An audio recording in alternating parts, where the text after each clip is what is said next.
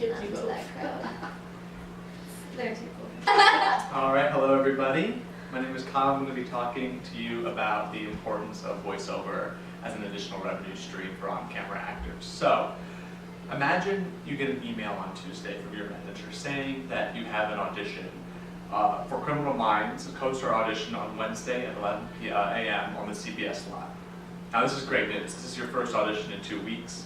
You have almost a whole day to prepare, and you live in North Hollywood, so getting to CBS is going to be really easy, right? So you get somebody to cover your shift at Starbucks. You start working on your scene, and the next day your audition goes great. You crush it. The casting director can definitely talk to you way longer than the previous 4 people who went in before you, and leaving you feel amazing. You're pretty sure you booked it, and why not?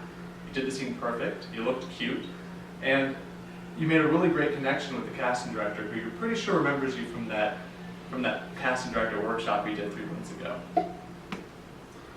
Well, not so fast. You don't hear anything that day or the next, and by Friday, they're already filming. When the episode finally airs, you realize that some girl with 10 guest star credits and a series regular came in and swooped your co-star audition. It's heartbreaking. Now, what if I told you that there was a field of professional acting that doesn't care if you have a ton of credits or not? And that field is voiceover. So what is voiceover? Voiceover is the spoken word that doesn't happen on camera. You see this in TV commercials, on the radio, as well as in animation, cartoons, and video games. But that's not all that voiceover is. According to Kalmanson and Kalmanson, they're the leading voiceover casting director in Los Angeles. Voiceover covers everything from TV commercials and radio, as well as audiobooks, voices of toys. We have point of purchase at gas stations and cash registers, as well as museums, amusement parks, animated series, training manuals. There's ADR, looping, and Walla, as well as phone messaging, on-hold voices, safety announcements, GPS, and nowadays there's augmented reality and virtual reality. The thing is, we're interacting with more things. We're interacting with more things now more than ever, and those things need voices. And that's where voiceover comes in. So, as an actor, it's important to have multiple streams of revenue. Unemployment for actors is a way of life. According to a 2012 Huffington Post article by Brandon McMahon, the USA unemployment rate was around 8.6%.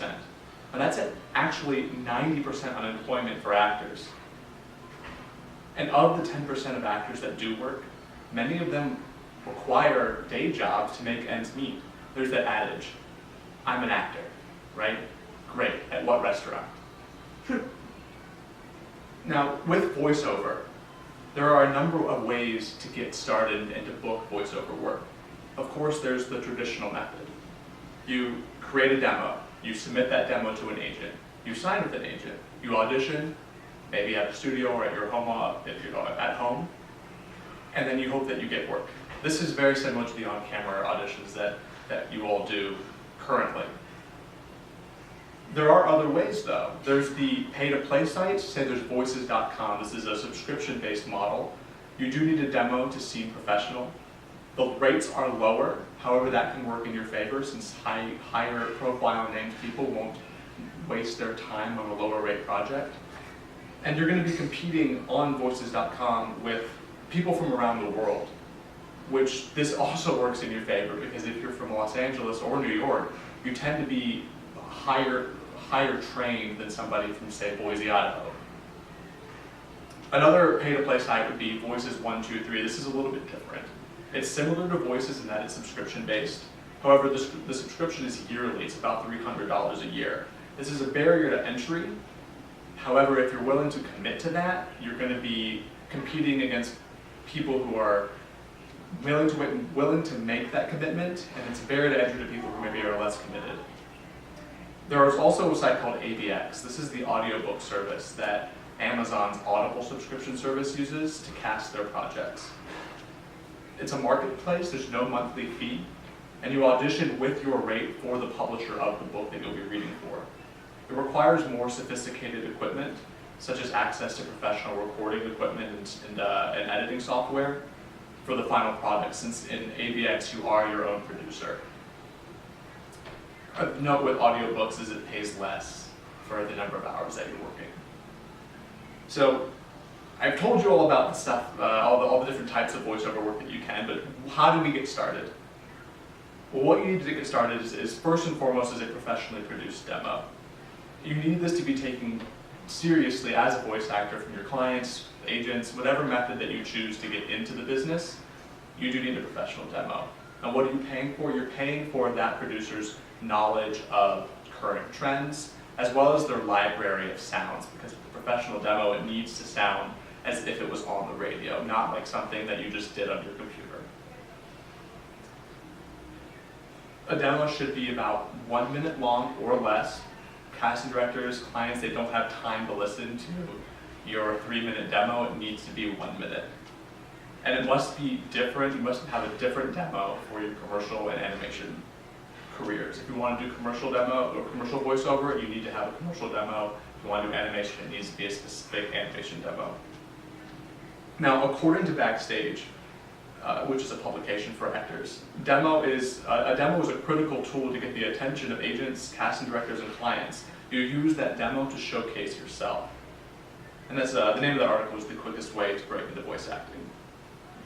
Some other things that you need a way of recording yourself digitally. You don't need to go and invest in a bunch of professional recording equipment. You don't need that.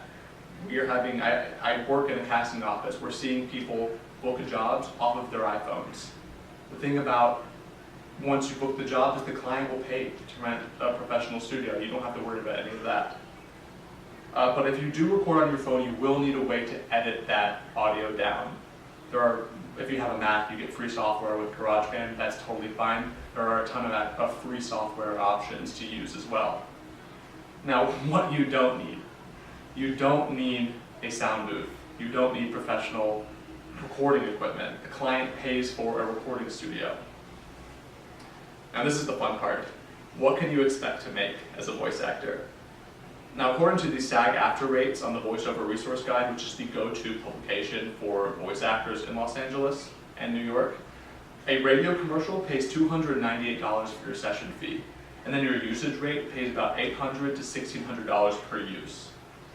For broadcast TV commercials, the session rate is $505, and you have usage fees of $300 for the first time, $113 for your second use, $98 for your third to the 13th use, and $89 for your 14th plus use.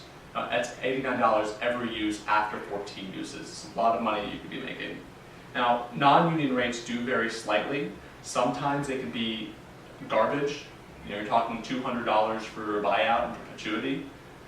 But they could really, you could hit the jackpot. I actually just saw a non-union project for Samsung. The guy, he booked it. They're flying into South Korea for a week. All expenses paid, plus $100 per diem to record their new commercial in Korea. For the pay-to-play sites, expect to make a lot less. Most are non-union. Buyouts are $100 to $500. You set your own rate, and they own the rights to the recording and the usage. There's no additional usage fees, and they're usually non-broadcast industrials, which means they're not going to be on television or on the radio. So in conclusion, voiceover is a large industry that operates within the shadows of the entertainment business. Clients tend to cast the voiceover for their projects during post-production when they're out of time, they're out of money, and they're out of patience. Therefore, things move fast and flexibility is key. This also means that clients often can't afford to cast a celebrity voice for their project, which means the playing field is much more level than on the on-camera world. There are a number of ways to get started in this field, and each provide the opportunity to audition more and hopefully book more jobs. Finally, you don't need a lot to get started, despite the misconception that you need a fully decked out home studio. There is a lot of room for trained actors who can rise above the newbies, but still work for less than the big name stars. Thank you.